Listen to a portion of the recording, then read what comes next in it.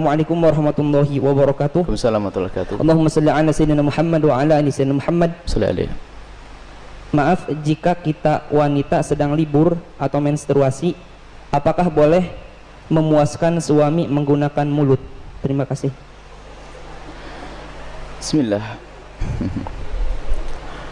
Di saat kemarin ada yang tanya masalah apa itu? Jadi kalau sudah urusan hal semacam itu, mari kita tingkatkan wibawa majelis supaya tidak di majelis kita bicara sesuatu yang tidak pantas. Kemarin ada yang tanya masalah apa, lupa kemarin. Juga masalah-masalah yang sensitif seperti itu. Dan jangan membiasakan kita di majelis saat membicarakan hal yang demikian itu dengan dibarengi dengan guyonan, merendahkan syariat itu. Menjadi sebab barokahnya ilmu dicabut. Baik, kita bicara tentang syariat. Suami istri halal. Anda boleh berbuat apa saja suami istri. Bebas. Anda bersenang-senang dengan kupingnya, dengan rambutnya, dengan apa saja boleh. Halal. Cuman yang diharamkan dalam dua keadaan. Waktu haid memasukkan ke lubang depan. Memasukkan seorang suami alatnya ke lubang depan. Kemudian yang kedua yang diharamkan memasukkan ke lubang belakang.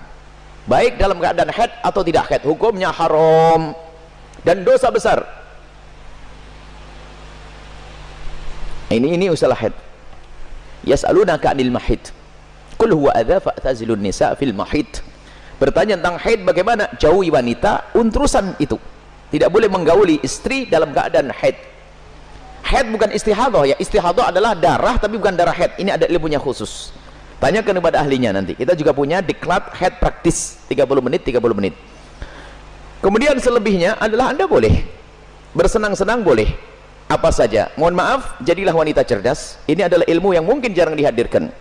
Seorang suami yang soleh mungkin, seorang suami yang soleh, dia mungkin di luar melihat sesuatu yang diharamkan. Cuman dia orang menjaga diri. Astagfirullah, saya ngelihat aurat di luar. Karena dari seorang soleh dia tidak mau menuruti itu semuanya. Karena itu adalah haram, maka dia tutup mata, pejam mata dan menjauhkan itu semuanya. Tapi dia seorang laki-laki normal, bangkit syahwatnya. Pulang ke rumah, istrinya mens. Istrinya ada halangan, ayo mau diapain? Ayo menjadi istri yang aktif, inovatif. Anda tidak boleh melayani suami Anda dengan sesuatu yang khusus itu. Tapi Anda harus bisa senangkan suami dengan diri Anda misalnya. Mohon maaf, ini majelis mulia. Jika seorang suami mengeluarkan air mani dengan tangannya sendiri, maka dia telah melakukan kesalahan dan dosa. Tapi kalau dia mengeluarkan air mani dengan tangannya seorang istri, kecerdasan istri, selesai. Dan itu adalah pahala. Maka jadilah istri cerdas. Jangan istri kalau sudah lagi Masya Allah, libur buat kopi, liburnya dengan suami, sampai suami itu Masya Allah, stres. Anda bisa menyenangkan dengan diri Anda. Mohon maaf, mufakhadah di antara dua paha, yang penting tidak masuk wilayah itu. Atau apa saja, mohon maaf ini saya sampaikan majelis mulia, sebab banyak wanita gayanya sih modelnya kayak hebat-hebat, tapi Masya Allah bikin stres suami. Hati-hati itu, hei para wanita, sadar. Senangkan suamimu dengan apapun yang Allah berikan kepadamu, dengan tanganmu, dengan apapun. Yang penting kalau Anda haid jangan masuk wilayah itu. Sebab kadang suaminya sampai ngenes sudah tidur, masak diwakin kopi enggak, sarapan enggak. Bang beli makan di warung aja bang, yang ngoroknya yang digedekan. Wahai para istri yang solehah, Anda harus aktif dan inovatif. Ada ide-ide untuk menyenangkan suami. Adapun masalah mohon maaf yang ditanyakan dengan mulut, ketahuilah, hei para suami, engkau tidak boleh memaksa istrimu untuk melakukan itu karena belum tentu dia nyaman. Kalau dia merasa jijik, Anda tidak boleh paksa. Haram atau sebaliknya. Tidak boleh egois seorang suami. Harus kau lakukan, tidak. Kenapa? Mohon maaf, karena itu adalah wilayah yang bukan wilayah bersih. Wilayahnya orang dari makanan yang bersih dibuang lewat mana? Lewat itu. Akan tapi kalau memang ada seorang wanita yang mau melakukannya misalnya atau sebaliknya, bagaimana, apakah boleh? Ketahuilah, di situ ada cairan yang najis. Air mani tidak najis, khilaf di antara ulama.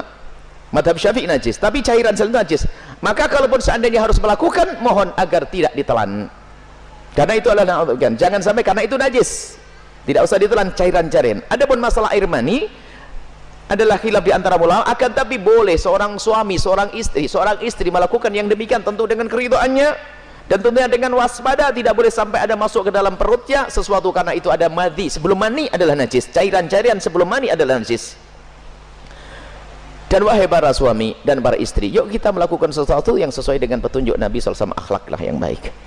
Dan kenapa biasanya ada pertanyaan yang demikian ini? Karena apa? Naudzubillah, ada yang ditonton yang salah, gurunya salah, dari film-film yang ngaco itu ditiru, sehingga dia bingung untuk menyelesaikan urusan pribadinya dengan cara ini cara itu.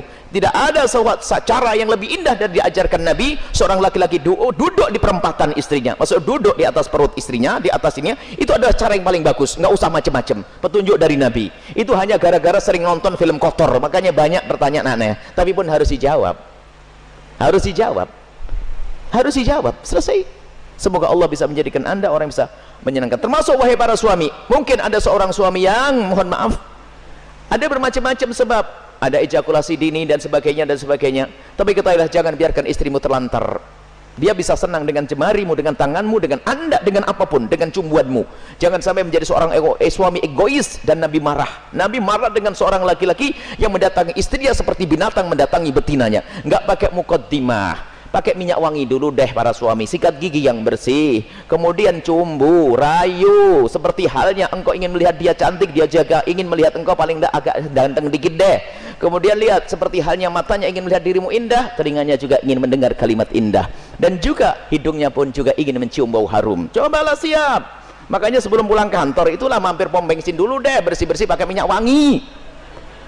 Ini penting.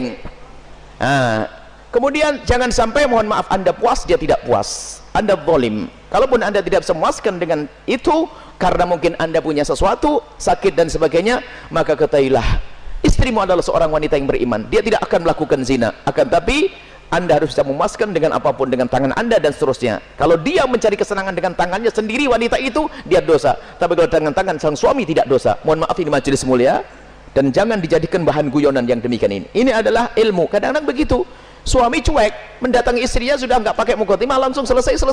Punya anak 6, nggak pernah seorang istri merasakan senangnya dalam hubungan suami istri. Akhirnya apa? Itulah yang menjadikan istri ogah-ogahan. Mau melayani suami, saya dapat mandi saja, tidak pernah mendapatkan kesenangan. Anda suami zalim. Baik, istri pun juga demikian. Selesai, aktif, inovatif, indah. Karena itu halal. Adapun yang haram tidak dibahas. Keharaman zina, hina, rendah di dunia, rendah di akhirat. Zina rendah di dunia, rendah di akhirat. Semoga Allah menjauhkan kita dari zina, mencukupkan dengan yang halal.